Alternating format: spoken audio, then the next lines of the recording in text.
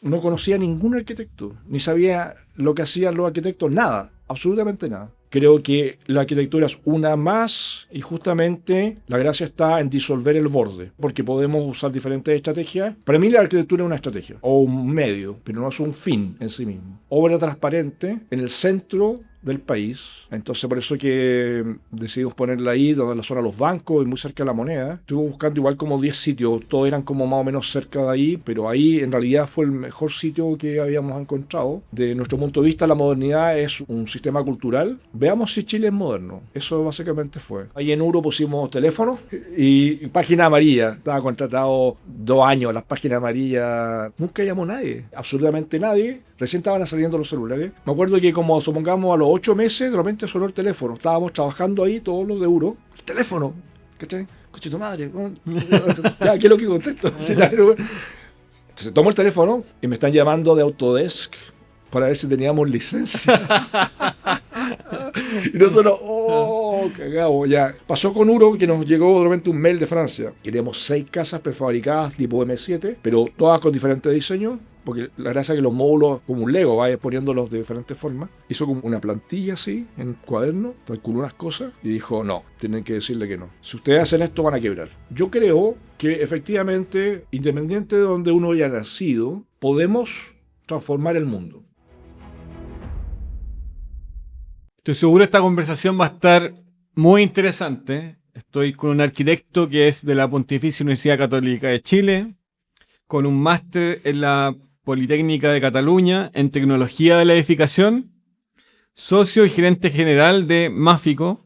También se ha desempeñado en distintas universidades como profesor. Bienvenido al podcast, Arturo Torres. Gracias, Rodrigo. Gracias por la invitación. Cuéntame. Lo primero, conocer tu historia, conocer cómo fue ese vínculo con la arquitectura, cómo llegó y cómo fue tu camino hasta hoy en día, cómo ha sido ese proceso. Sí, a ver, yo, mira, primero soy de Concepción. Mi familia es como del área de biología. Mi papá era profesor de la Escuela de Medicina de la U de Conce. Yo siempre me formé ahí. En la U de Conce me refiero como niño. Ustedes saben que la U de Conce es como un parque. Entonces uno iba para allá a jugar, digamos, a jugar desde jugar básquetbol hasta pasearse, pololear. Abierta. Hay museos, Sí. entonces uno... Ya, y yo siempre me pasaba a ver a mi viejo y él estaba haciendo experimentos, qué sé yo, y entonces tengo mucha formación ahí como por defecto, ¿no es cierto? Entonces pasó que yo no conocía a ningún arquitecto, ni sabía lo que hacían los arquitectos, nada, absolutamente nada. Y mi viejo me sugirió que yo estudiara arquitectura porque él veía que yo era bueno para el dibujo y por otro lado era bueno para las matemáticas. Entonces me dijo, mira, yo creo que quizás puedes estudiar arquitectura y no sabía qué estudiar. En el colegio lo que era la orientadora me había hecho 800 test y me decía que yo era bueno para todo. Y me hacía otro y otro, me hizo como 5 test, así como que al curso le hacían un test y después a mí me hacían otro y otro y otro. Y al final me decía, mira, puedes estudiar lo que quieras. Mira, pero el problema es que no sé lo que quiero, Claro. entonces, ¿qué estudio? Y era bien terrible para mí porque no sabía qué estudiar. En un minuto quería ser ingeniero genético, me acuerdo. Pero en ese tiempo no existía la carrera, no existía, por ejemplo, bioingeniería, genética, no existía, biotecnología tampoco. Entonces, en un minuto, yo estaba en crisis vocacional fuerte y me acuerdo que postulé a bioquímica en la U de Conce. Había descartado medicina porque me acuerdo que una vez viendo una operación que estaba haciendo mi viejo, de una perra que estaba embarazada de 6 meses y los perros nacen a los 2 meses. Imagínate, tenían 4 meses de pudrición los perros dentro. Claro, yo no me desmayé, pero me mareé, me acuerdo. Sí, dije, chuta, no voy a poder estudiar medicina porque no aguanto esta cuestión. Claro, después otros amigos que estudiaron medicina me decían, estáis locos, estáis súper curtido. Todo el mundo en medicina se cae al suelo, digamos, nadie lo recoge y es normal. O sea, yo por error también descarté medicina y entonces dije, ya voy a estudiar bioquímica y quizás por ahí puedo entrar a ser ingeniero genético. Y de hecho quedé en el número 3 en la selección de bioquímica en lo de Conce. Eh, pero como mi viejo me había sugerido esta cosa, dije ya voy a dar la prueba especial en la Católica y que la prueba especial decida si sirvo para arquitectura, que no tengo idea de qué se trata, digamos. Entonces di la prueba especial, me fue muy mal, pero sin embargo me fue mejor que mucha gente. Entonces quedé en el número 42. Y sin embargo mi puntaje bajó así mucho, digamos. Yo tenía casi puntaje nacional y me acuerdo que en la prueba especial saqué como 680 y me bajó el promedio, pero quedé número 42 y dije, pucha, quizás habrá que probar, quizás le pego un poco al asunto. Yo sabía harto de construcción porque había sido scout, entonces construía muchas cosas de niño con palos amarrados, ¿cachai? ¿No? ¿Te Estructuras gustan aéreas. las manualidades? Sí, sí, sí, no, yo, claro, con mi abuelo, por el lado de mi mamá, era ingeniero mecánico de la Federico Santa María y él tenía un tallercito en el patio y ahí me enseñó a fabricar muchas cosas, usar, a soldar, trabajar en acero, madera, evidentemente. Yo me acuerdo que me hice una tabla de ¿cómo se llama? Snowboard, de madera laminada, cuando estaba en el colegio. Y después me di cuenta, mucho después, cuando apareció como un artículo de la historia del snowboard en Chile, me di cuenta que había sido la primera en Chile. Eh, y ahí la tenía mi viejo pegar en la pared en la casa, pero entonces, claro, cosas así, digamos. Y evidentemente después en la escuela me fabriqué mi primer tablero, cosas así. Pero ahora, ¿cómo se usa la relación con la arquitectura o más bien con las artes en general? Para mí la arquitectura es una de las artes. Yo en ese sentido me considero más artista que arquitecto. eh, ¿Por qué? por lo que te estoy diciendo, porque en el fondo creo que la arquitectura es una de las artes. Hay muchas más artes que las artes clásicas. La arquitectura, supongamos, no me acuerdo, es la número 4, el cine es la número Las 7. 7 bellas artes. Sí. Claro, y no sé, el cómics en el número 9. Por ejemplo, ahora yo estoy haciendo una película, un cómics, y lo considero parte de mi trabajo. Pero hay muchas artes, y esa es la gracia de las artes, que no tienen clasificación. Entonces, por lo tanto, por ejemplo, lo que hace Banksy, para mí Banksy es un héroe, es un tipo de los más capos que existen, y lo que hace él, ¿qué es lo que es? ¿Cachai, no? Y así mucha otra gente que está trabajando en exploraciones culturales que todavía no tienen clasificación y que sin embargo seguramente en 100 años más, como ahora que vemos al Mm, Bauhaus como algo súper valioso, claro. bueno, en 100 años más vamos a ver cosas que están pasando ahora que nadie sabe que se están haciendo, ¿cachai?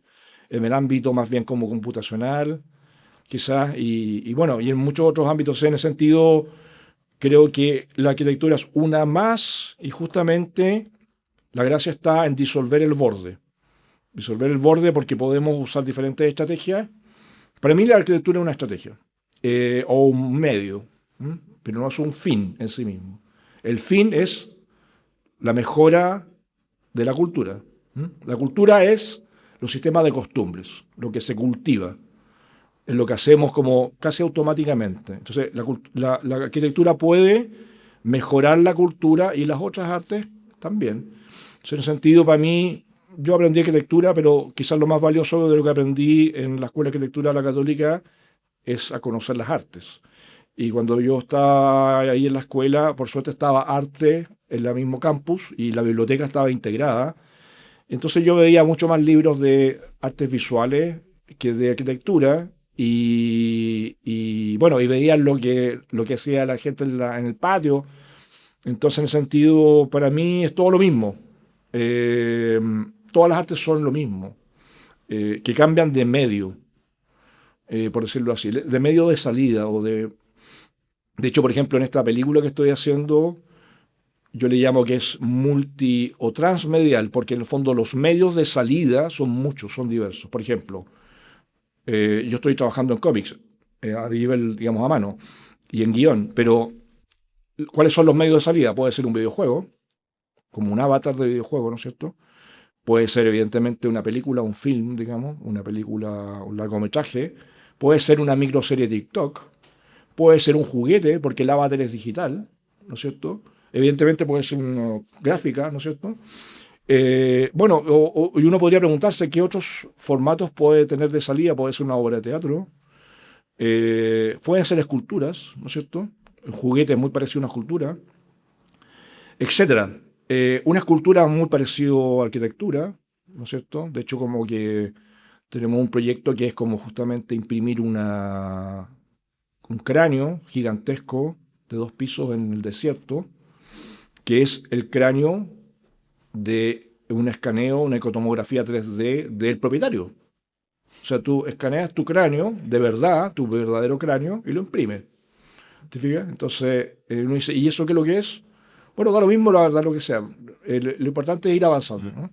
Como que son categorías, son etiquetas, pero al final no te encasillas dentro de una, sino como la expresión es más genuina, como el camino es más honesto, el resultado. Sí, pero lo que pasa es que es como que las palabras son como una trampa.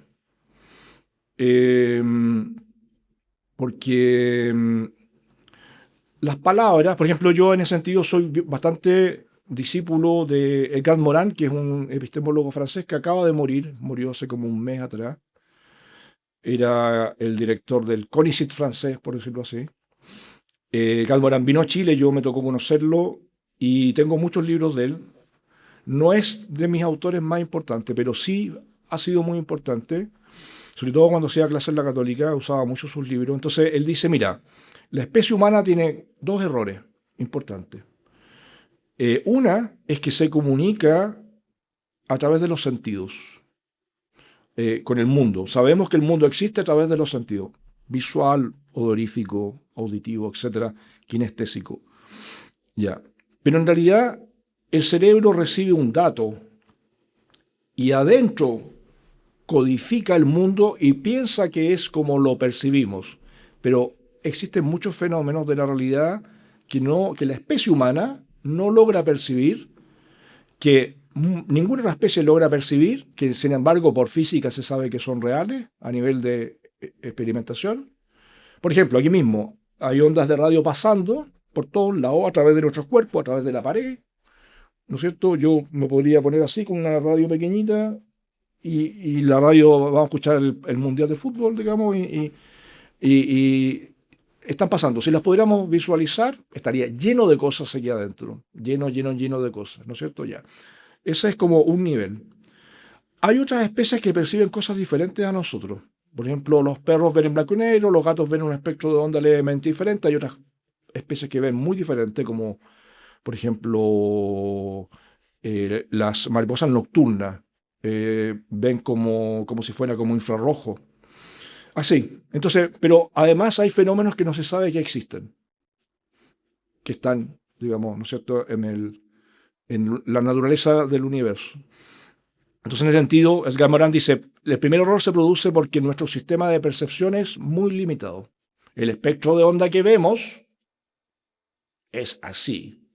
Incluso el espectro auditivo está al lado y hay entre medio un espectro de onda gigantesco que no percibimos para nada, ¿no es cierto? Como solamente para poner un ejemplo. Segundo nivel de error está en que nosotros codificamos esa información en una palabra. Por ejemplo, la palabra mesa. ¿Ya? Ya. Pero las diferentes culturas tienen diferentes formas de codificación de la realidad y varían. Por ejemplo, el lenguaje esquimal, los tipos, la palabra nieve para nosotros, para ellos son 14 palabras. Entonces uno va a la nieve y ves nieve, y en tu cerebro está codificado eso blanco como una palabra, nieve. Pero los esquimales tienen 14 palabras para lo mismo. Entonces ellos ven la nieve y ven 14 cosas. Nosotros vemos una. Claro, está como la nieve dura que te resfala, la nieve blanda que te hundes, está la nieve agua, está la no sé qué. Entonces, claro, la forma en que codificamos la realidad nos condiciona la percepción, se produce una retroalimentación. Entonces, cuando nosotros decimos esto es mesa o esto es arquitectura, estamos cometiendo el mismo error. En el fondo, el típico tema de que el mapa no es el territorio.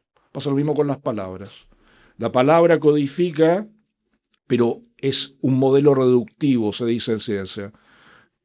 Deja muchas cosas fuera. Sin embargo, esas cosas existen. Y no tienen palabra. Algunas no tienen palabra.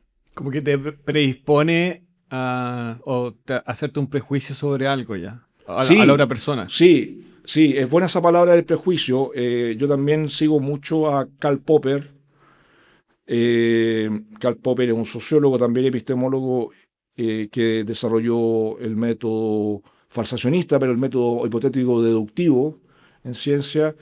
Y él dice, mira, el método hipotético deductivo, para él, digamos, y yo estoy parcialmente de acuerdo, es el más efectivo en ciencia porque te obliga a definir tu prejuicio. Eso es lo que llama él como el protomarco teórico. Dice, nosotros lo que vemos, lo vemos desde nuestra cultura, que nos aprendimos desde que nacimos, incluso antes de nacer, porque uno empieza a escuchar las palabras de la mamá en el vientre, incluso eso está demostrado. Por ejemplo, los niños que nacen en Alemania lloran con un tono diferente que los que nacen en Francia, porque aprendieron la sonoridad dentro del vientre. Entonces, nosotros percibimos de acuerdo a la cultura en la cual nos formamos, y eso es un prejuicio que hay que declararlo como protomarco teórico. Entonces uno dice, ya, perfecto, yo estoy hablando desde este marco teórico, de este sistema de creencias, y estoy diciendo que esto puede ser así, una hipótesis explicativa de eso, desde este marco de creencias. Pero podría haber otro. Lo que dice Karl Popper es que la ciencia no es ciencia si es que no estamos abiertos a observar desde otro marco teórico o a modificar nuestra explicación de la realidad si es que aparece un dato nuevo en un marco teórico que todavía no existe. Ahí recién es ciencia. O sea, es súper clara esa palabra, porque volviendo a lo que estabas preguntando, la palabra arquitectura, desde mi punto de vista, es una palabra, es instrumental, nos sirve para entender ciertas cosas, pero, qué sé yo, ¿cómo se dice arquitectura en guaraní? ¿Qué es lo que quiere decir? Quizás quiere decir algo diferente. Yo en ese sentido tuve la suerte, yo viví en Francia cuando chico, cuando estaba en la enseñanza media, y me di cuenta de eso en ese minuto, que era, ¿cómo puede ser que la misma palabra en dos países que se ven más o menos igual, ellos nos ven, a nosotros nos ven como parecidos, digamos, sin embargo somos súper diferentes culturalmente? ¿Cómo puede ser que una palabra significa una cosa nada que ver en otro país? Por ejemplo, la palabra bizarro. La palabra bizarro en francés, que se dice bizarre, quiere decir extraño. Sin embargo, la palabra bizarro en español quiere decir valiente. Y tener la misma raíz. Entonces uno dice, ¿cómo puede ser? Y eso pasa con muchas palabras, o al revés, palabras que se dicen igual y se escriben completamente diferentes. Como que se producen de esas dos como polaridades. Pero yo cuando era chico me di cuenta de eso y claro, luego lo he teorizado, digamos. Entonces, me gusta mucho pensar que las artes contemporáneas lo que hacen es justamente explorar fenómenos que aún no tienen palabra. No tienen forma de clasificación. En ese sentido, ¿tú consideras que es fundamental cada uno formar su marco teórico y en base a ese marco teórico con los distintos referentes, las cosas que te interesan, las cosas que quieres profundizar, ir haciendo su trabajo e irlo declarando como con el resto? O sea, yo creo que es imposible sustraerse de los marcos teóricos, por lo que dice Karl Popper. Vas a tener un sistema de creencias que te viene de tu familia. Y lo que dice él es que hay que entenderlo, descifrarlo y declararlo. Si no lo declaras ya estás generando un error. Pero primero hay que entenderlo. Y claro, después viene el otro nivel que es como cambiarse de marco teórico. Existe otro método que yo utilizo mucho en ciencia que se llama el método abductivo, el método científico abductivo. Por ejemplo, ahí está Edward de Bono, que es un psicólogo italiano, creo que está muy viejito, yo lo quería traer a Chile, pero no, estaba demasiado viejito. Él tiene como 42 libros. Él es el autor de lo que se llama Pensamiento Paralelo. Tiene un libro muy interesante sobre el juego de lo que llama el juego de los sombreros. Tú te cambias de sombrero y cambias de marco teórico, de color de sombrero, como la historieta de Bugs Bunny, que van cayendo sombreros claro, y va cambiando de personalidad, como de junto con roles. Elmer, sí. Y una cosa así, quizás lo sacó de ahí él, porque ese cómic es más antiguo, esos monos animados.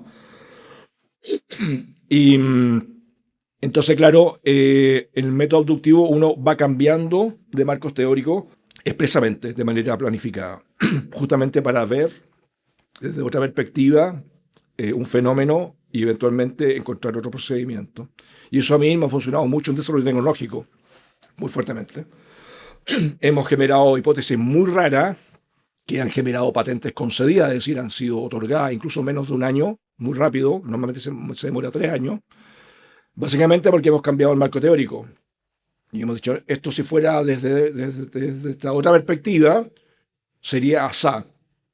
Ah, mira, resulta que esa otra forma, asá, no está registrada. Regístramelo. Y eso es una patente. No, me parece súper interesante porque al final, de alguna manera, encontrar como esa como cierta claridad, profundidad, te lleva a patentar cosas que antes no existían, que son caminos que probablemente tú estás siguiendo en base a los mismos referentes que vas estudiando. Y ese mismo tema que estamos hablando, cómo se va vinculando con la arquitectura, si es que hay un vínculo, o como bien dijiste recién, es una palabra nomás. Nunca ha sido como, no sé, diseñar una casa, hacer un edificio, algo presente en tu trabajo, sino te formaste como arquitecto, pero esa formación finalmente te dio como pie para ir creando cosas o abordando trabajos desde esa perspectiva. Principalmente la formación de arquitecto como que tú la tomaste netamente como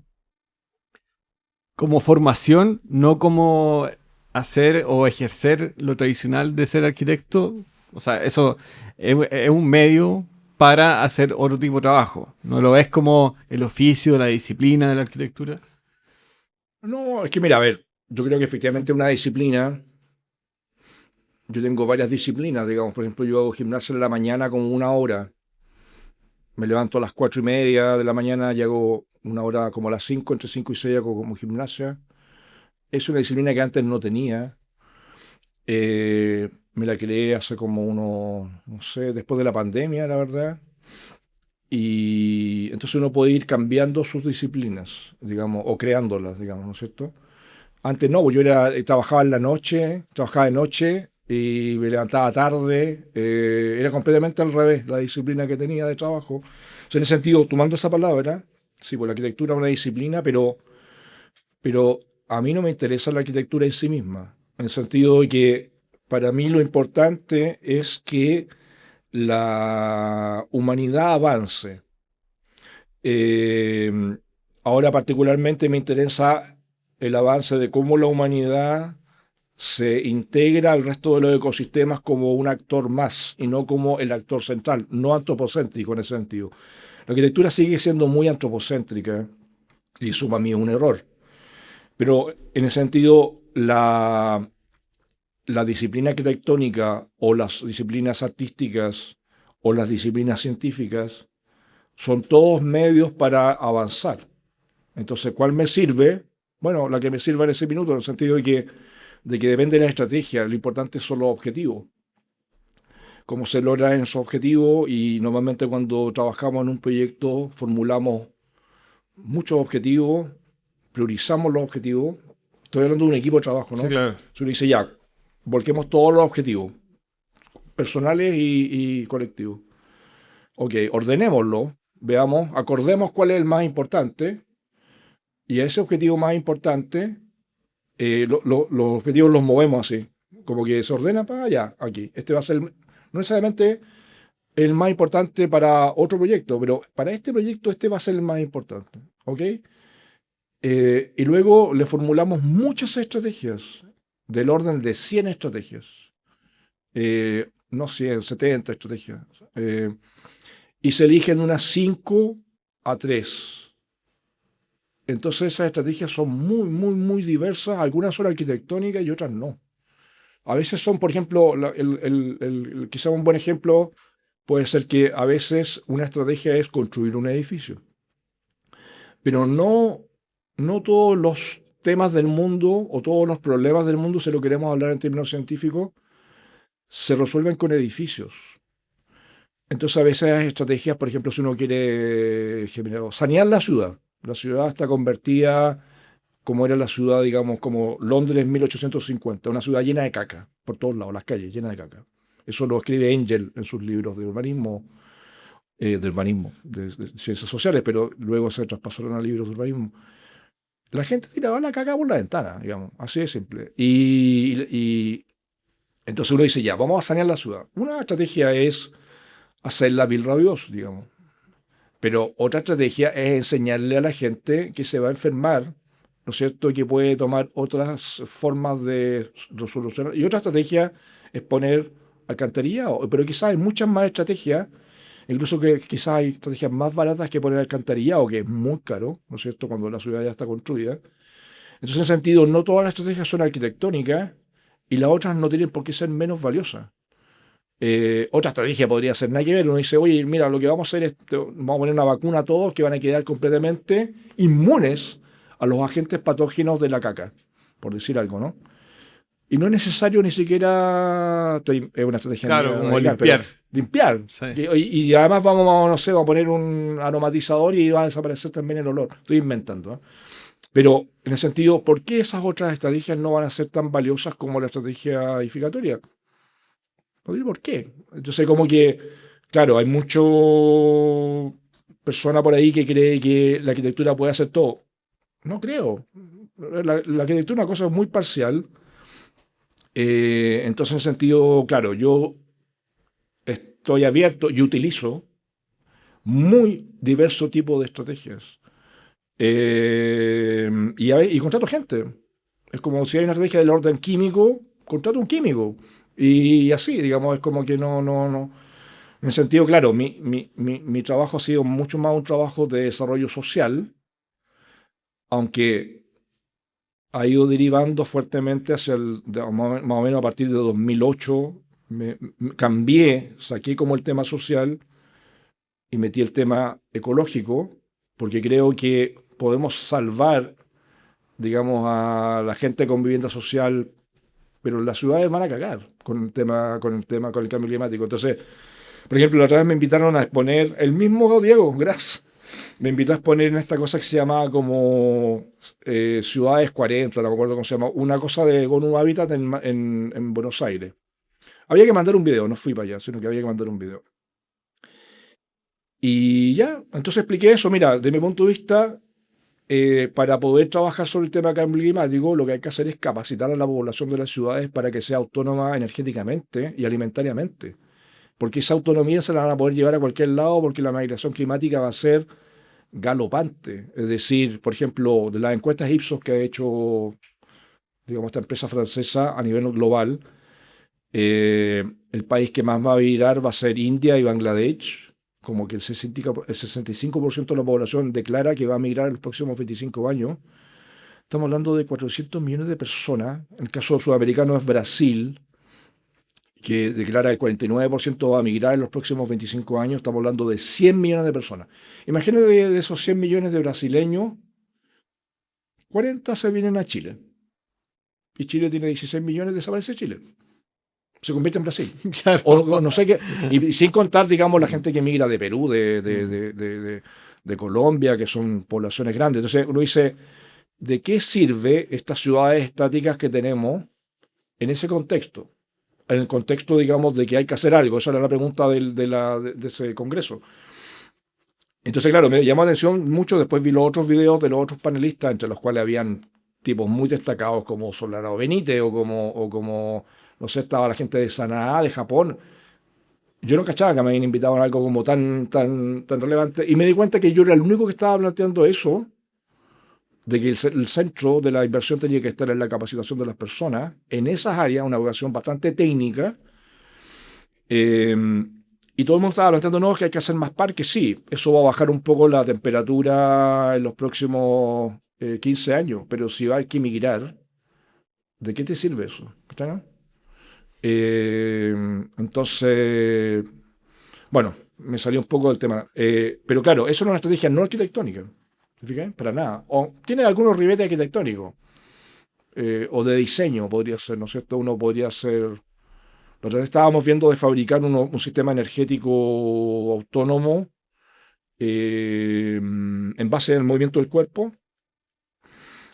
como una especie de dínamo, finalmente, que pueda ser portable, pero que pueda darle energía a muchas cosas diferentes, no solo, digamos, al dínamo de una bicicleta, sino que autonomía energética, digamos. Si tienes energía eléctrica o si tienes energía, puedes tener agua. ¿Por qué? Porque puedes condensar agua desde el aire. El aire tiene mucha agua y si condensas con frío, puedes tener agua. Y si tienes agua, tienes agricultura.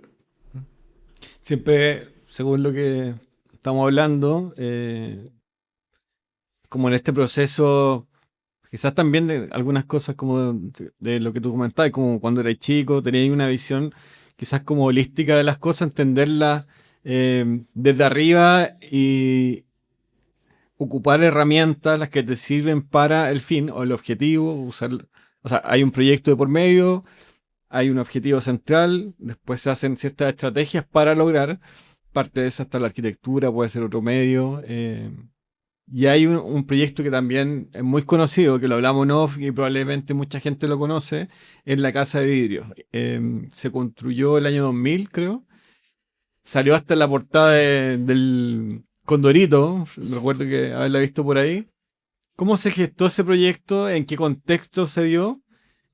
Y bueno, lo podemos ir desarrollando, pero con todo el tiempo que ha pasado, mirando hacia atrás, ¿cómo tú lo ves? Claro, claro. Sí, ese es un proyecto que está concebido dentro de lo que todavía es como la modernidad.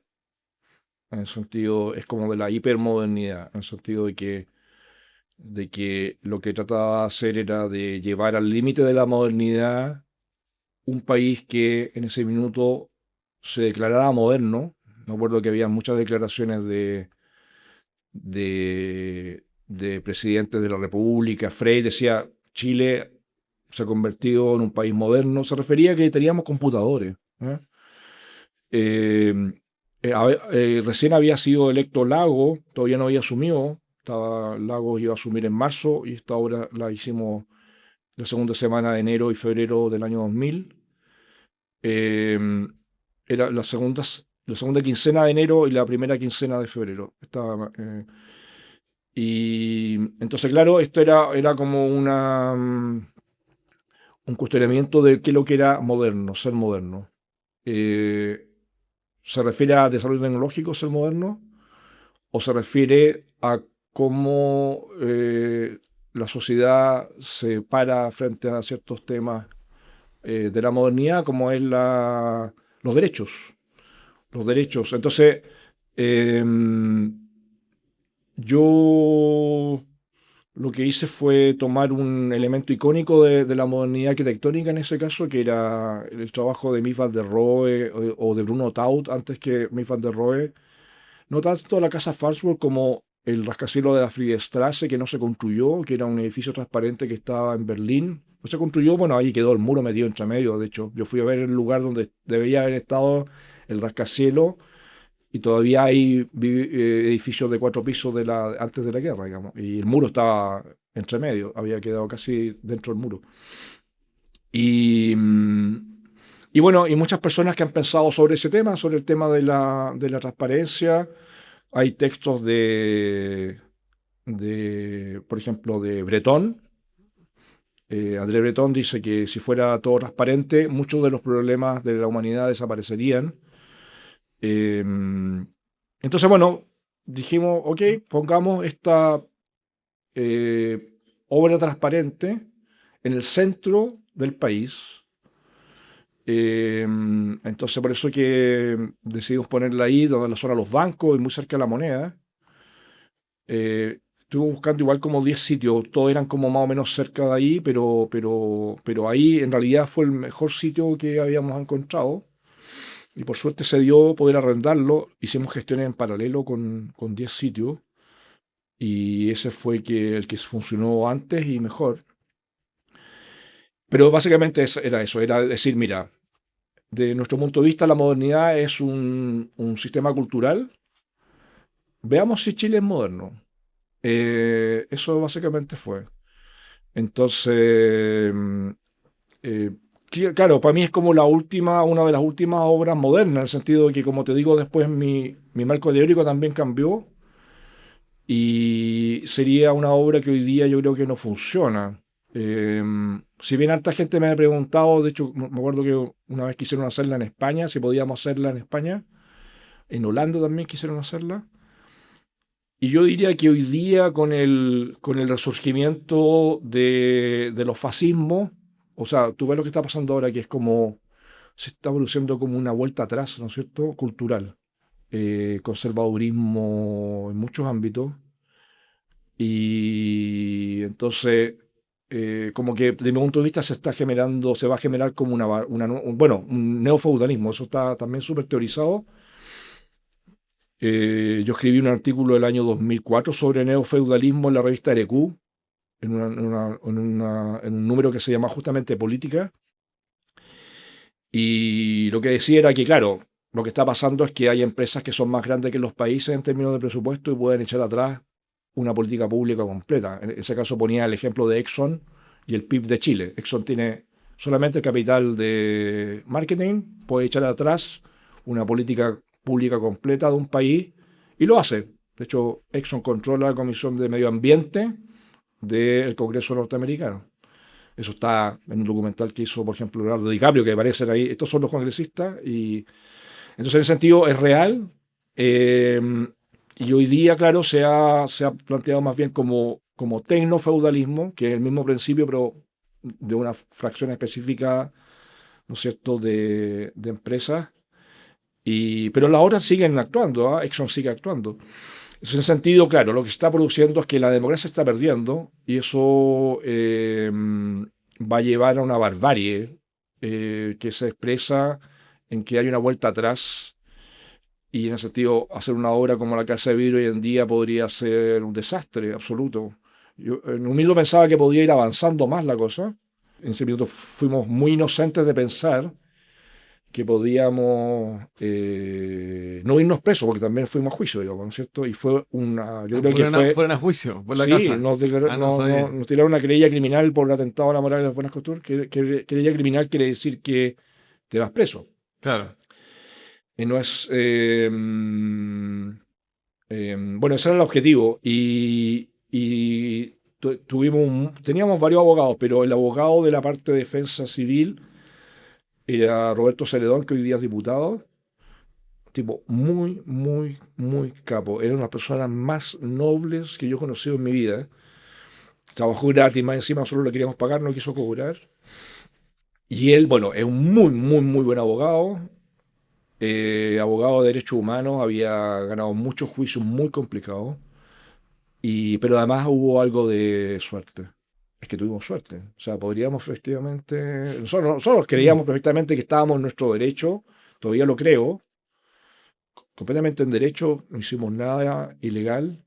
En absoluto. Pero claro, lo que pasa es que la legalidad. Una cosa es la legalidad, una cosa es el derecho y otra cosa es el sistema judicial. Y después de La Casa de Vidrio, que se publicó en distintos lados, fue muy... Hubo harto debate. ¿Qué vino después?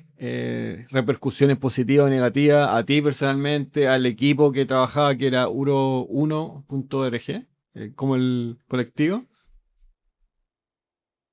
Sí, la verdad es que no fue demasiado bueno, ¿no? No fue demasiado bueno. Uro le fue más o menos bien. Nosotros en un minuto. Desde el punto de vista académico fue bueno. O sea, más bien no desde el punto de vista académico, desde el punto de vista curricular. Porque en realidad en la universidad también hubo varios conflictos, pero desde el punto de vista curricular, claro, nos convertimos como en la empresa de arquitectura, estábamos rankeados dentro del top 100.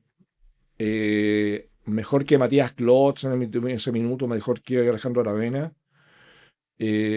Y era, ¿por qué? Porque los rankings de oficina de arquitectura se medían por la cantidad de publicaciones. Nosotros teníamos más de 400 publicaciones, no solo la Casa de Vidrio, de otras obras, pero que funcionan como por arrastre, ¿no es cierto? Nosotros nos llamaban, no sé, por ejemplo, de revistas tectónicas, nos preguntaban, oye, ¿tienen algo nuevo para publicar? Y publicábamos a veces cosas que ni siquiera eran arquitectura.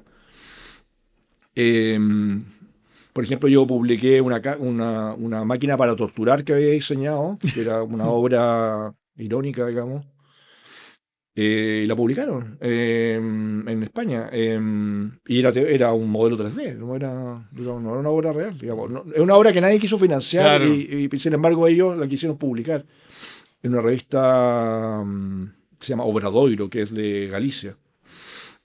Y bueno, entonces teníamos muchas publicaciones y eso nos ponía en el top 100. Sin embargo, no teníamos pega. Me acuerdo que yo en ese tiempo existían las páginas amarillas. Pusimos ahí en Uro, pusimos teléfono y página amarilla, ¿no es cierto? Entonces contrataba, no sé, estaba contratado 2 años las páginas amarillas, no sé. Nunca llamó nadie. Nadie, absolutamente nadie. El teléfono estaba ahí, era como una cosa. En ese tiempo no existían los celulares, recién estaban saliendo los celulares. Y no llamó nadie. Me acuerdo que como supongamos a los 8 meses, de repente sonó el teléfono. Estábamos trabajando ahí, todos los de Euro. El teléfono, ¿cachai? Coche tu madre. Bueno, ya, ¿qué es lo que contesto? Entonces tomo el teléfono y me están llamando de Autodesk para ver si teníamos licencia. Y nosotros, cagado, ya. Yo le dije, no, mira, la verdad es que nosotros trabajamos a mano, dibujamos a mano con tablero. Ah, ya, perfecto. Pero esa fue la única llamada en 2 años. No teníamos nada de trabajo. Lo que empezamos a hacer fue inventar los trabajos. Inventábamos trabajos. De ahí viene un poco la capacidad de luego de conseguir subsidios y fondos, digamos, de capital de riesgo. De empezar, o sea, la Casa de Vidrio fue eso. Postulamos a fondar, entre comillas, fue nuestro primer encargo. No ganamos nada de dinero, era como que perdimos dinero, digamos, y ya, pero luego seguíamos en esa lógica, por ahí apareció algún amigo que quería hacer algo, pero siempre salíamos a pérdida, todas nuestras obras eran a pérdida. No sé, hay una casa que se llama la M7, que es una casa prefabricada en terciado, como módulos semiespaciales que se iban conectando, y era un sistema constructivo que permitía hacer varias casas.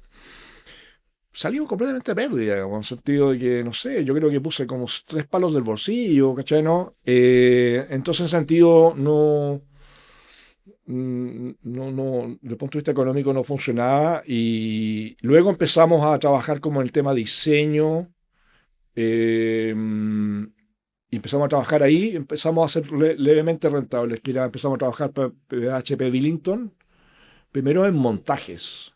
Y luego ellos nos empezaron a pedir algo de arquitectura, pero no se concretó nada. Y bueno, y luego yo me fui a España a estudiar y Uro implosionó, desapareció. Se produjo una pelea entre los socios y cuando yo volví estaba completamente rota la empresa en términos de la enemistad entre los socios, ¿no? Se había generado un conflicto. ¿Y por qué crees que un éxito, entre comillas, como de publicaciones, de reconocimiento, no trajo clientes? Ah, interesante, porque yo, bueno, te conté, inicié como estudios como un MBA en la Universidad de Chile, en Ingeniería de la Chile, eh, que lo tengo parado ahora, pero entonces, bueno, he aprendido mucho. En parte, es bueno indicar eso que, dado justamente experiencias como Uro o otras, donde no se gana dinero, eh, uno dice, a ver, algo estamos haciendo mal, ¿no es cierto? Es como que no calza. Bueno, resulta que después de estudiar, me he dado cuenta que tenemos un error muy básico en arquitectura, eh, que es, por ejemplo, Uro, que lo que hacía arquitectura de borde. O no quiero llamarla de vanguardia porque las vanguardias ya no existen, pero de borde. Estamos explorando un poco, como lo decía antes, el borde que está fuera de las palabras, como, ¿no es cierto? Y ese borde, cuando se explora, hace que se amplíe la cultura hacia cierto lado, que es el lado que interesa, digamos. Entonces, en ese sentido, desde el punto de vista de mercado, uno dice, ya, perfecto. ¿Dónde están los clientes que compran este tipo de arquitectura? Ya. El Estado en Chile no es el cliente. Ya. Luego pueden ser algunos privados. Ya. ¿Dónde están esos clientes? No existen. Esos Claro. clientes, la verdad, están en Inglaterra y en Francia, que son los únicos 2 países donde hay cierto tipo de población que le interesa este tema. O sea, hay gente que le interesa este tema en muchos lugares, pero tiene que haber otra condición, que tienen que tener dinero. Entonces, ¿dónde está la gente que le interesa este tema de la arquitectura de borde y al mismo tiempo tenga dinero para poder hacer una obra de arquitectura que no es barato? ¿Cachai, no? Ya, resulta que solamente están en Francia y en Inglaterra y ni siquiera en España. En España tienen buena arquitectura, pero no hay ese tipo de clientes, o muy, muy poco. Entonces ahí aparece otra dimensión que se llama el nicho de mercado. ¿De qué tamaño es el nicho de mercado? Entonces uno dice, ya, supongamos que en Inglaterra hay 100 personas que les interesa y tienen el dinero. Estoy inventando una cifra, pues seguramente un poco más. Y uno, en términos de mercado, puede acceder al 5% del mercado o al 1% del mercado, dependiendo del riesgo. ¿Ya? Eso es el estándar más o menos. Si tú vendes hamburguesa, puedes acceder al 5% del mercado. O si vendes pan. Si vendes algo raro que nadie conoce, seguramente va a ser el 1%. Por lo tanto, si en Inglaterra hay 100 personas que es el nicho de mercado, uno podría comprarte una obra. ¿Ya? Pasó con uno que nos llegó de repente un mail de Francia. Querían 6 casas. ¿Ya? Lo habían visto por ahí en alguna revista. Parece que en la Domus. Queríamos 6 casas prefabricadas tipo M7, pero todas con diferentes diseños, porque la gracia es que los módulos, como un Lego, va poniéndolos de diferentes formas. Esto era en una isla, me acuerdo, en un lago. Ya. Y nosotros cometimos el error ahí, estábamos en la... 7 casas de vidrio. ¿Ah? 7 casas de vidrio. No, como la casa M7, la casa Ah, terciado. la modular. Ya, Sí, la terciado. Sí, sí, sí. La casa, la M7 está relacionada con la casa de vidrio porque el sistema modular viene de la casa de vidrio. El mismo sistema modular, pero llevado a madera. ¿Ya? Sí, pero bueno. De hecho, la casa de vidrio tiene el suelo de terciado y es el mismo suelo, exactamente el mismo módulo que luego se utiliza en la M7, pero convertido en espacial. Bueno, entonces el tema es que nosotros éramos la primera empresa de arquitectura que estábamos siendo incubados en la aceleradora de la Católica, que había sido recién inaugurado, Incuba UC. Y ahí había un gerente que había estudiado en MIT, que era máster en innovación en MIT, ingeniero, y nosotros llegamos súper contentos. Oye, tenemos un encargo de Francia, 6 casas, man, prefabricadas. Entonces él miró así, el mail, hizo como una plantilla así, en cuaderno, calculó unas cosas y dijo, no, tienen que decirle que no. Si ustedes hacen esto, van a quebrar. Entonces, nosotros, como éramos muy pendejos en ese tiempo, imagínate que algunos eran estudiantes todavía. Eh, Creo que Chano Sofía era estudiante todavía, por decir una cosa. Y bueno, dije, bueno, este tipo que es como máster en innovación de MIT tendrá la razón, po. Y le hicimos caso y le contestamos a los franceses que no podíamos hacer el encargo. Estupidez absoluta. Yo con lo que sé ahora de innovación y lo que sé, bueno, de negocio, claro, hubiéramos ido para allá, hubiéramos quebrado, efectivamente. Hubiéramos fabricado las 6 casas a mano, igual como habíamos fabricado la M7, la hicimos a mano, o sea, la armamos nosotros en terreno. En 7 días se armó, eh, se llevó la pieza prefabricada, se armó, se montó. Claro, hubiéramos quebrado ya, hubiéramos tenido que dormir en carpa, en saco de dormir, no sé dónde, en la misma obra, comiendo pan, ¿cachai, no? Eh, pero no hubiéramos hecho multimillonarios, porque en el fondo después, o sea, hubiéramos tenido que pagarle a un arquitecto que firmara, en Francia son Claro, muy en Francia. estrictos. Bueno, pues quizás toda la plata se lleva a ese arquitecto que firma, da lo mismo, pero hubiéramos tenido 6 obras en Francia y se hubiera multiplicado por chorrocientos mil. Se hubiera multiplicado por chorrocientos mil, hoy día tendríamos, teoría no, seguramente viviríamos en Europa, para siempre. ¿Por Eh, qué? ¿Por qué? Porque en Francia o en Alemania están subvencionadísimos. O sea, en mismo España, cuando yo estudié en España, habían oficinas de nuestra misma tipo completamente subvencionadas por el Estado. Les pasaban edificios así de 15 pisos, diseña este edificio para que salgan adelante esa oficina. Yo pregunté cómo eran los mecanismos legales para hacer eso y te lo puedo explicar después, lo sé perfectamente cómo se hace. Eh, Me lo enseñaron en el máster de gestión de la ciudad, cómo se hacía, digamos. Nosotros hubiéramos estado subvencionadísimos. Bueno, el tema es que aquí no hay mercado y claro, en ese caso, habernos ido a Francia hubiera sido... Lo que pasa es que este tipo no sabía de lo que se llama industria cultural. Nada. Entonces, claro, ¿qué es lo que vio él? Que era una demanda muy pequeña. Si hubieran sido 400 casas Claro. prefabricadas, sus números hubieran dado. Pero hizo un cálculo erróneo, usó un modelo de cálculo erróneo para ese tipo de negocio. Y nos tiró por la borda. Bueno, cosas que no va aprendiendo a porrazos, se aprende mucho a porrazos. Y no, hoy día no hubiéramos vuelto nunca más, porque lo hubiéramos pasado chancho, hubiéramos quebrado, sin duda, hubiéramos comido pan todos los días, digamos, y no. Pero bueno, pero así es la cosa y claro, o sea, lo que nosotros hacíamos con Uro, y por eso que teníamos tantas publicaciones, efectivamente era visto como una cosa súper, súper valiosa. Y acá no, po. No, no, salvo algunos académicos que nos defendían, digamos, ¿no? Igual en la escuela se producía un debate, había gente que estaba muy en contra. Otras obras que yo hice ahí, también hubo gente que incluso nos demandó, y no nos demandó, nos acusó en momentos nacionales. Mira, o sea, como la cosa no era fácil. Yo en la universidad quedé clasificado como una persona conflictiva, ¿cachai? ¿No? Me han dicho eso, así como, no, es que tú quedaste clasificado como una persona conflictiva, siempre haciendo como atados, problemas. Bueno, si lo quieren ver como problemas, bueno, pero, ¿cachai? Así que no fue como. Nada es fácil, nada es fácil. Quizás podríamos haber salido adelante, pero luego la empresa implosionó y ya se murió, digamos, no había cómo salvarlo. ¿Tú piensas que el arte tiene que incomodar, tiene que ir un poquito más allá? Como... No necesariamente tiene que incomodar porque em, no, tiene que ir más allá, pero ese ir más allá no necesariamente tiene que ser incómodo.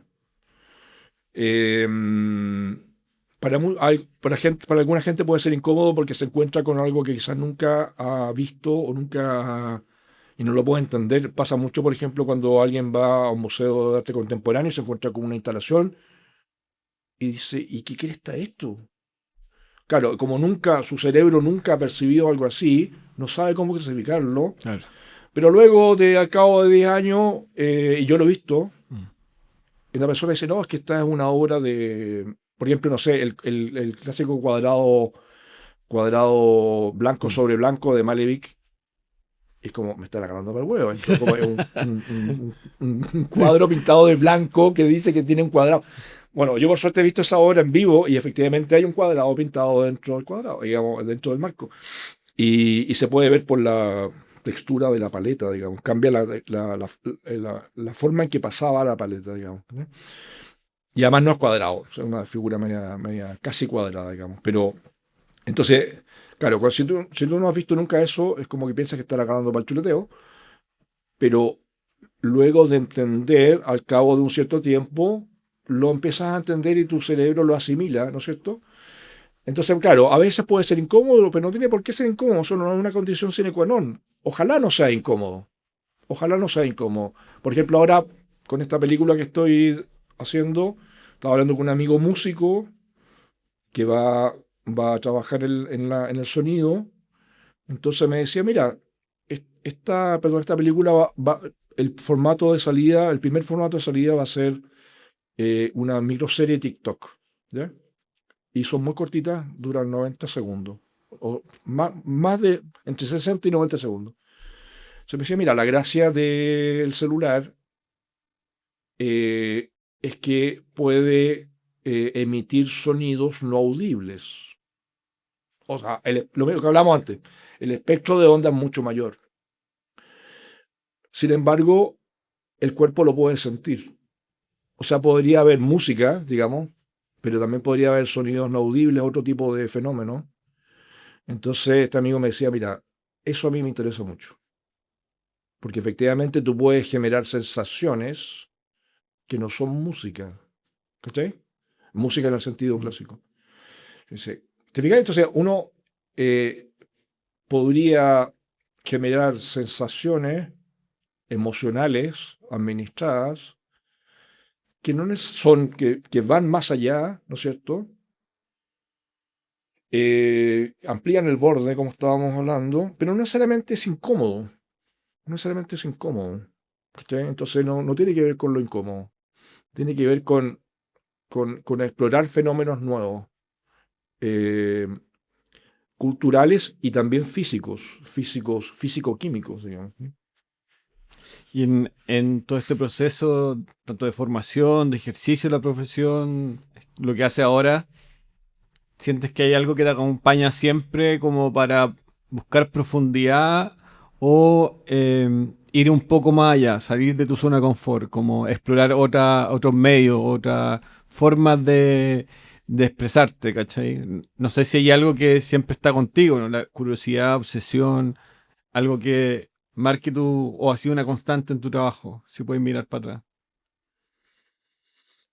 No, no, a mí no, como que no me interesa estar haciendo como cosas raras por hacer cosas raras. No, no, no. A mí lo que me interesa es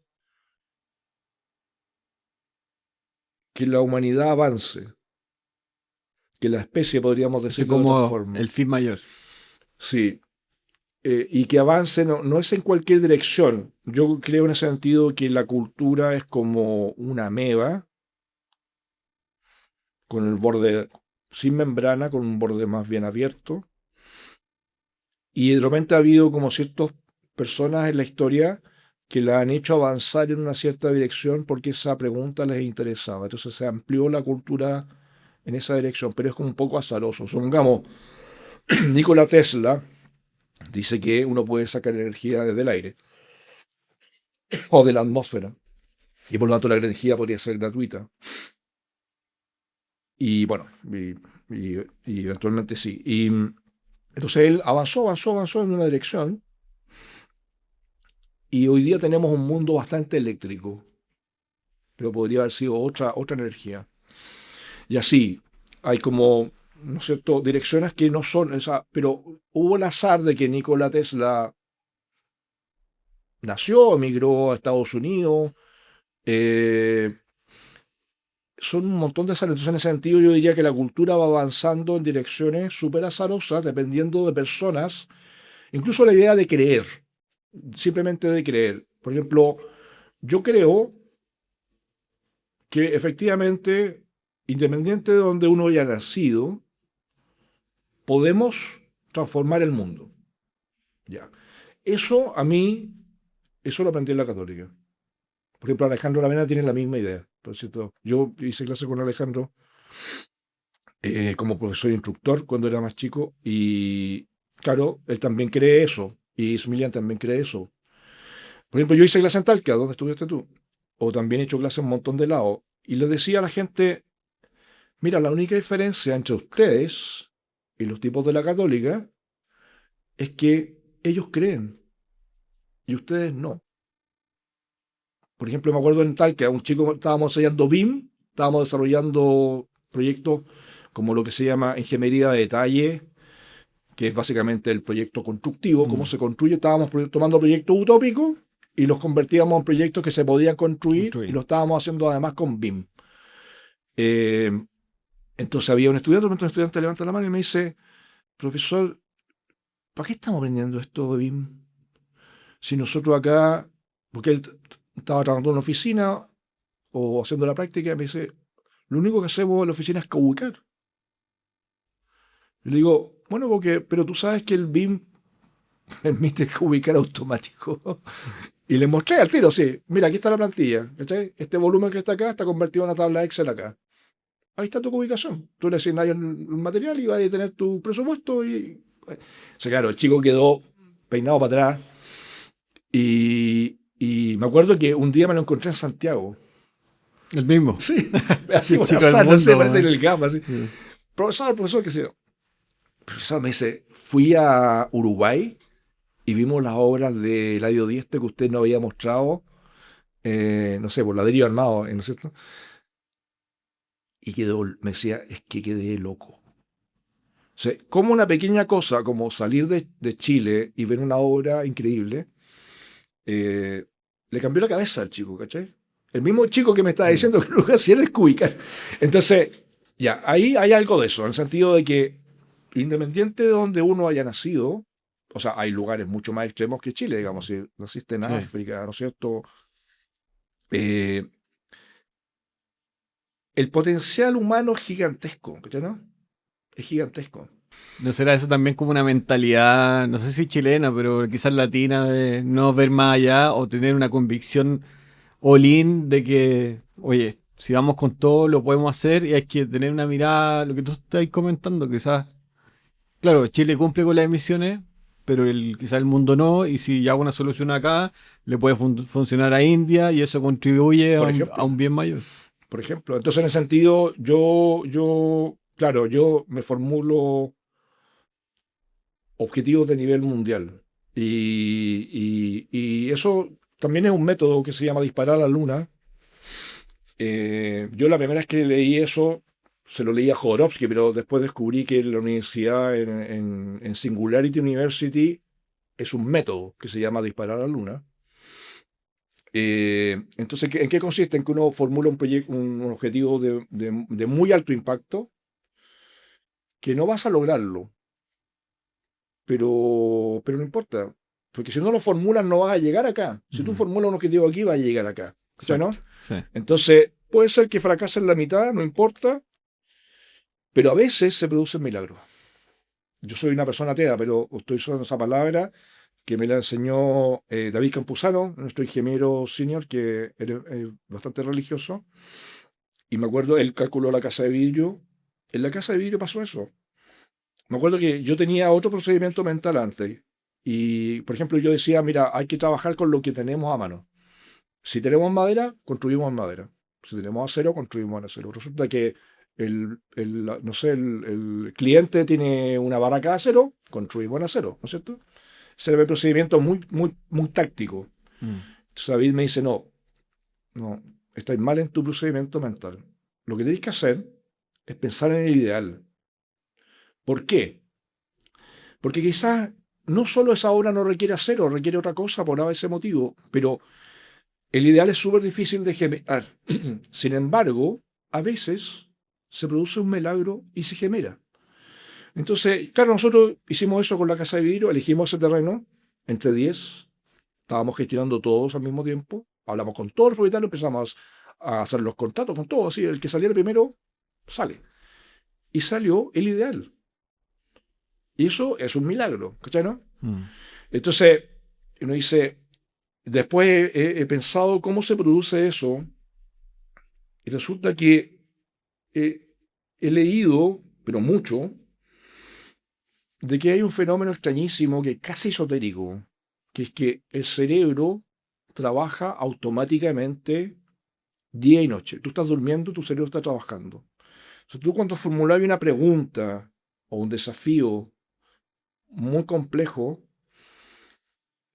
pasan 2 años y tu cerebro sigue trabajando en eso, de forma automática. El cerebro tiene varias partes, digamos, y de hecho está la teoría de los 3 cerebros, no sé si conoces esa teoría, que es como que está como el cerebro reptil, que sería como está el cerebelo, digamos, con la espina dorsal, luego está el cerebro mamífero, y el neocórtex, que sería como la corteza del cerebro mamífero, y que es el que nos permite como entender que nosotros somos nosotros, o que hay futuro y pasado, pero hay otros mamíferos que no entienden que hay futuro y pasado, viven en tiempo presente.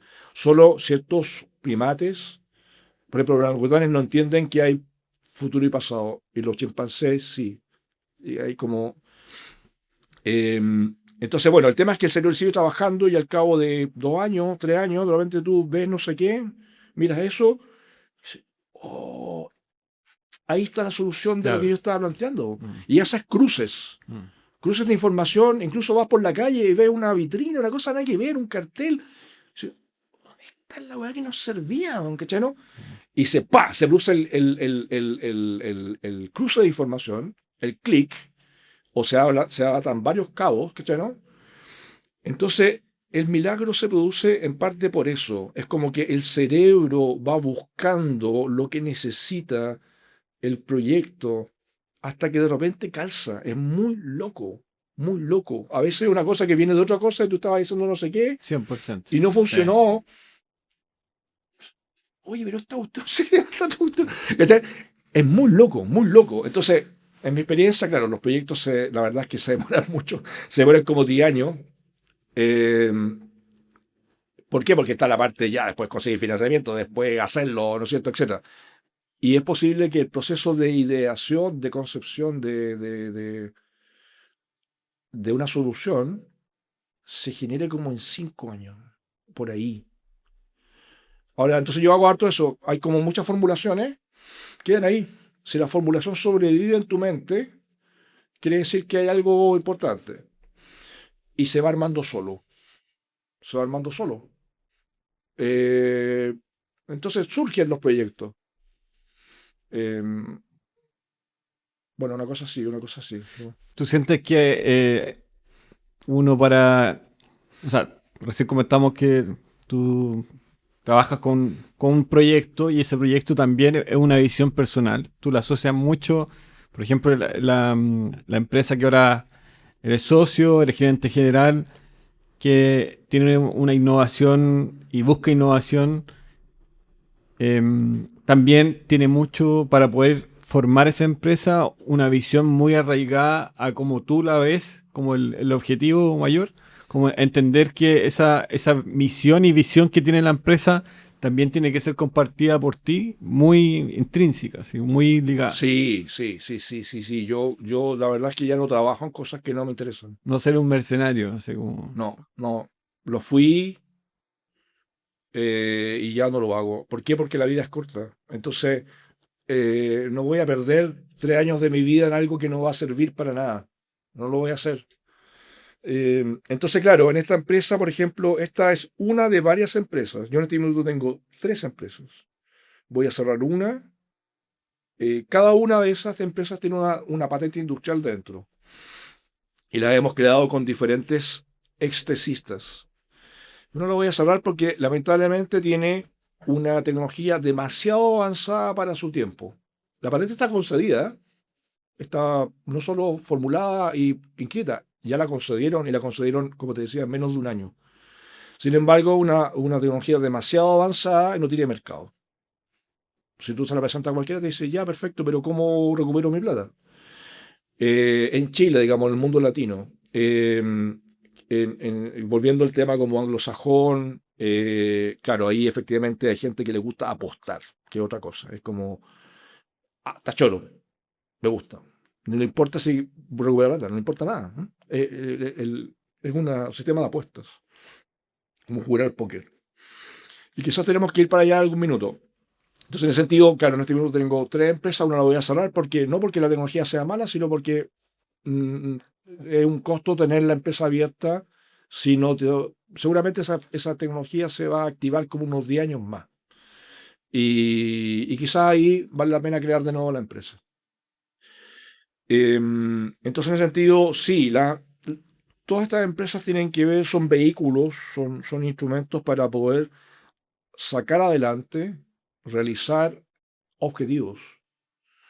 Entonces, en el caso de Máfico, que es la empresa que tú conoces, que es la de impresión 3D, digamos, de gran escala, eh, ahí se acordaron unos objetivos, que es lo que tú, digamos, llamas la misión y la visión, que tienen que ver con generar los procesos de edificación automatizada sostenible. La diferencia de con otras empresas de automatización en edificación es que nosotros tenemos los valores de sostenibilidad fuertemente incluidos en el proceso.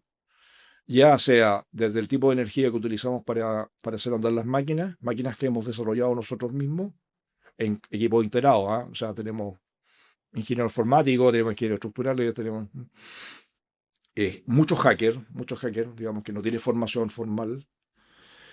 Em, pero claro, nosotros estamos haciendo una máquina para edificar. Pues, mira, es para que se entienda, los sistemas CNC, como la máquina que tienes tú, los sistemas cartesianos CNC, pero también, digamos, un robot también es un sistema CNC. No sé si se entiende lo que es la palabra CNC, Sí, ya. que es como, ¿no es cierto?, control numérico computacional, digamos. O sea, te permite ir desde un punto X y Z a otro punto X y Z, y una forma se compone de chorrocientos puntos X y Z. O sea, la máquina se va moviendo entre estos puntos. Eso es lo que se llama el slicer, pasar desde un punto XZ a otro, a otro, a otro, a otro, a otro. Ese es el diseño de ese slicer, ¿eh? La ruta de movimiento de una máquina. Entonces, en esta máquina se puede usar para imprimir en hormigón tradicional, pero uno podría imprimir torta. hay que separar el sistema CNC de los extrusores o de las herramientas. La máquina puede servir para fresar. Nosotros le vamos a colgar un robot a la máquina, pero tenemos un extrusor patentado que es del hormigón polimérico, que por suerte es una patente de nivel mundial. Protege todos los hormigones poliméricos que se utilizan a nivel mundial. Y eso hace que esa empresa sea más rentable. Y como te decía, tenemos en cartera 3 patentes más y 3 hipótesis más que también van a generar patentes. Entonces va a estar súper robusta. Pero nosotros, bueno, estamos ahora imprimiendo un hormigón polimérico centrado en minería como mercado prioritario. También nos han preguntado los navales, la industria naval, no naval, la industria marina, esa es una clasificación, porque nos han preguntado los navales, pero también la gente del área acuícola, si podemos imprimir boyas o pontones o cosas así, digamos, infraestructura marina. Y sí, efectivamente, ¿por qué? Porque el hormigón polimérico resiste muy bien el ambiente salino y ácido para minería, en el caso. Entonces, ahí está el mercado prioritario, pero en realidad nosotros, esos son mercados que a nosotros nos permiten hacer caja y nos permiten aprender y hacer avanzar la tecnología. Pero estamos avanzando muy fuertemente.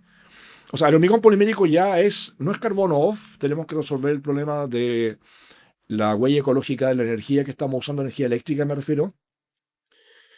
Seguramente va a ser con fotovoltaico en el futuro, pero por ahora es muy cercano al carbono off. ¿Por qué? Porque estamos usando plástico reciclado, HDPE fundamentalmente, aunque otros 5 plásticos, pero eso es el que está más controlado y ese HDPE es reciclado. Entonces, estamos muy cercanos al carbono off, pero como te decía, estamos avanzando lo que llamamos hormigones compostables. Eso es como una especie de super madera de alta resistencia estructural. Y ese es realmente el futuro, en el sentido de que si podemos tener un material completamente inocuo, al contrario, que se convierte en lo que se llama un nutriente biológico, eh, según las palabras de William McDonough, o sea, que cuando queda en el medio, vienen los agentes biológicos y lo utilizan de nutriente, como la madera. Claro, ahí sería el sueño del pibe, digamos. No solo la máquina permite imprimir de manera más óptima desde el punto de vista estructural, ahorrando como 70% de material, sino que además si podemos imprimir con un material de esas características, que estamos cerca, estamos muy cerca, eh, ya se puede generar un cambio de paradigma. Y eso es lo que realmente interesa.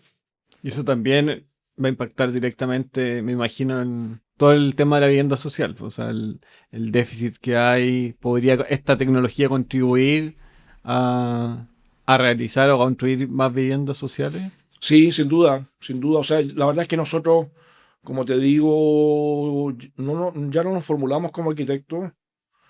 En la empresa no hay mayoría de arquitectos tampoco.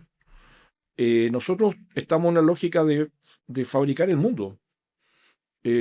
Fabricar el mundo que es necesario. Mm. Entonces sí, la vivienda social puede ser. Eh, el problema con la automatización trae sí el problema de la mano de obra, que es muy complejo. Va a quedar mucha gente sin empleo. Y en ese sentido nosotros tenemos planteado políticas de masificación. En el sentido de que yo, por ejemplo, otra vez me preguntaban eso en un seminario y yo les decía, mira, ¿sabes qué? Hoy día comprar un brazo robótico sale 100 lucas. No digo un brazo robótico que pueda levantar mucha carga, un brazo robótico pequeñito. Ustedes a los niños o en el colegio podría haber un brazo robótico para que la gente aprenda a programarlo. O por último, una impresora 3D. Por suerte, la otra vez una secretaria ahí de la UDLA me preguntaba, oye, ¿y tú qué sabes de impresor 3D? ¿Qué sé yo? ¿Tú crees que le podría regalar una a mi nieto? Era una secretaria más viejita. A mi nieto para Navidad. Digo, absolutamente, eso es lo que hay que hacer. Hoy día vale 100 lucas o incluso menos. En vez de comprarle un Nintendo, comprarle una máquina de impresora 3D para que se imprima sus zapatillas o la que le da la gana. El tema es que aprenda. Entonces, eso hay que hacerlo de manera masiva, que la gente le pierda el miedo y pasando por las escuelas, los liceos industriales, todo, digamos. Y la verdad es que o sea, yo nunca fui una persona con putín en la escuela. Bueno, ahora tenemos algunos supercomputines ahí en la empresa. Francisco Duranto, por ejemplo, que era como el ultra supercomputín de lo contador. No se tituló nunca de arquitecto.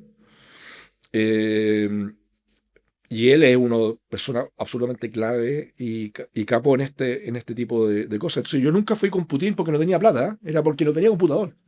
No tenía computador, simplemente no tenía plata para poder comprarlo. De hecho, yo hice mi proyecto de título a mano alzada, Todos los con- planos. pero como estrategia porque no tenía, digamos, capacidad de comprar el computador y lo hice al revés. Dije, lo voy a hacer a mano alzada. ¿Cachai? No como yéndome el último de los moicanos, por decirlo así. Y en ese sentido, nunca pensé que iba a estar trabajando con robots. Y hoy día nuestra empresa tiene capacidad de armar un robot humanoide. ¿Cachai? ¿No? O sea, el otro día lo conversaba con Zoom, que es nuestro ingeniero informático, que es hacker también. Le decía, Zoom, ya, ¿cuánto nos demoramos? Solamente una pregunta hipotética. ¿Cuánto nos demoramos en armar un robot humanoide? Porque yo digo, yo ya lo puedo hacer, yo, ¿ya? Pero él mucho más, digamos.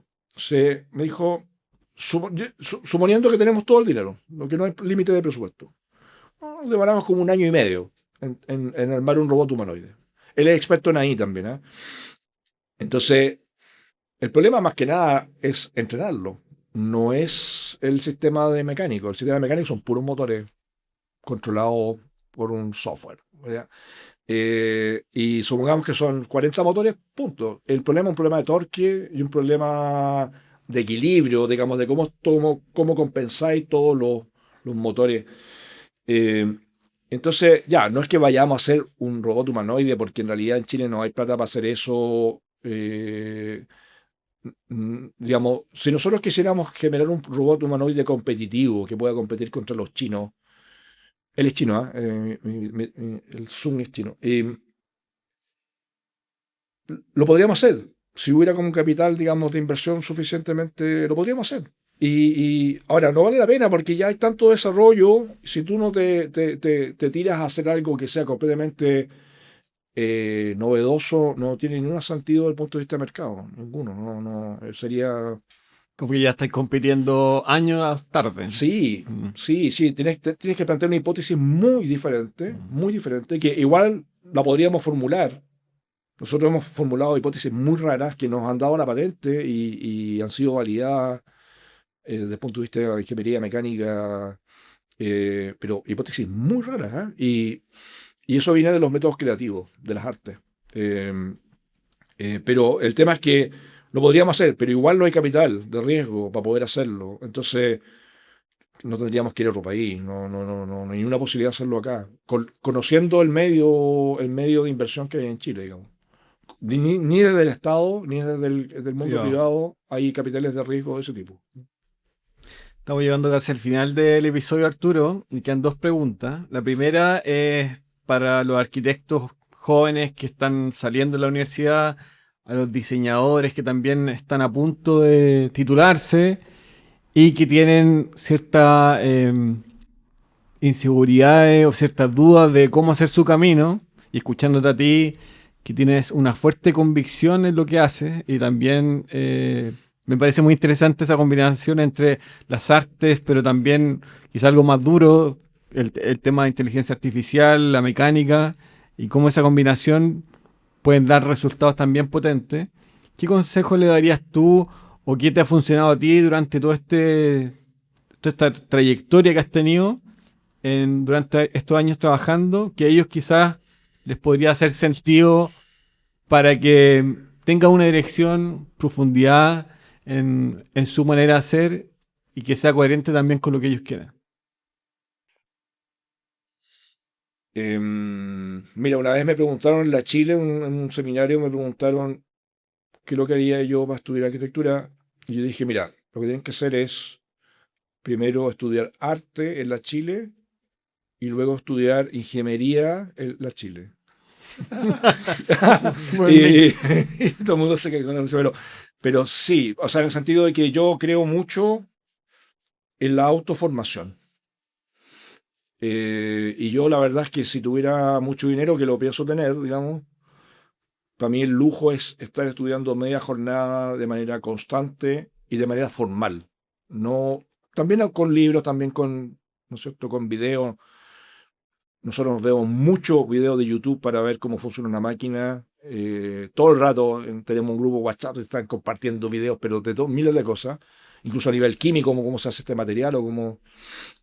eh, pero no de manera formal. De manera formal eh, es mejor, digamos. De todo, por ejemplo, no sé, pensó tomar ahora un curso, un diplomado de química de plástico.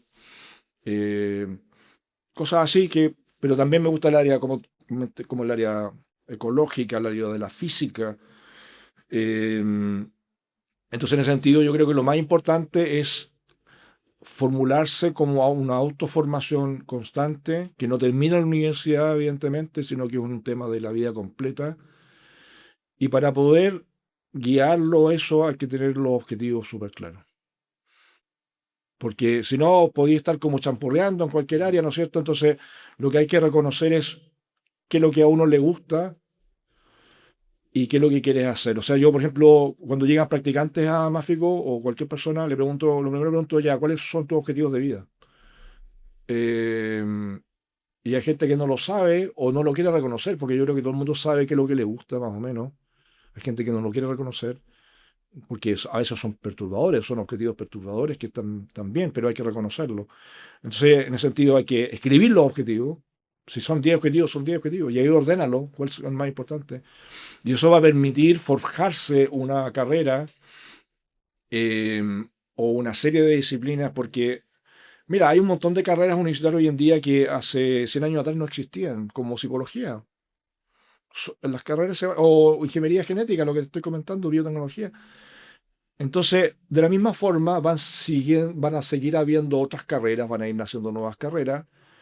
Y es muy probable que lo que uno está estudiando de manera clásica, las carreras clásicas, van a quedar caducas. O sea, de hecho la arquitectura ya está, entre comillas, quedando caduca. O sea, si uno pone en Google o en ahí, pone arquitectura y sale arquitectura de software. ¿Te fijas? Y la palabra arquitectura se está convirtiendo en otra cosa. Yo me considero más un fabricante, un constructor. Fabricamos casas también. Y seguramente en algún minuto voy a volver a la arquitectura clásica en el futuro, porque como no hay mercado en Chile para hacer arquitectura que me interesa a mí, hay que pensarlo bien y seguramente va a ser como un hobby. ¿Cachai, no? Como voy a hacer cosas que no las van a pagar nadie, las voy a pagar yo, importa un comino. Eh, pero para eso tengo que primero armar una estructura empresarial que nos permita hacer, digamos. Pero en ese sentido yo le diría eso a unos chicos como hagan lo que quieran. Y si no está en la universidad, en comino, apréndanlo en cualquier lado, ¿cachai, no? Y tienes a la piscina lo antes posible. Caigan lo antes posible. Hay que cometer los errores lo antes posible. Y seguramente en el futuro van a haber otras disciplinas y otras carreras que hoy día no van a tener ni nombre y quizás ellos mismos las van a inventar. Buenísimo. La última pregunta del sello del podcast. Comenzaste en Concepción, ibas a seguir en la universidad como referente con tu padre que es médico, no conocías bien la carrera, entraste finalmente a la Católica, después de eso empezaste a trabajar en Uro, después ya una vida independiente, haciendo ahora, como tú dijiste, un fabricante. Con todo este proceso, si pudieras viajar al pasado y encontrarte con ese Arturo de 10 años que tenía cierta innovación, cierta inquietud, cierta curiosidad por conocer el mundo, ¿qué cosa le dirías con todo lo que has vivido? Yo le diría al Arturo chico, porque es que o sea, 10 años, yo me acuerdo que nosotros estábamos en dictadura y la cuestión era terrible, ¿no? Entonces le diría, no tengas miedo, avanza. ¿Mm? Buenísimo. Gran cierre, Arturo. Gracias por haber venido al podcast. Fue una conversación súper interesante, potente y te agradezco tu conversación. Gracias por la invitación. Súper. Si te gustó esta conversación, te invito a darle like, compartirla y suscribirte al canal. Con un gesto tan simple como ese, ayudas a que Mente Creativa siga creciendo. Muchas gracias por acompañarnos y nos vemos en el próximo episodio.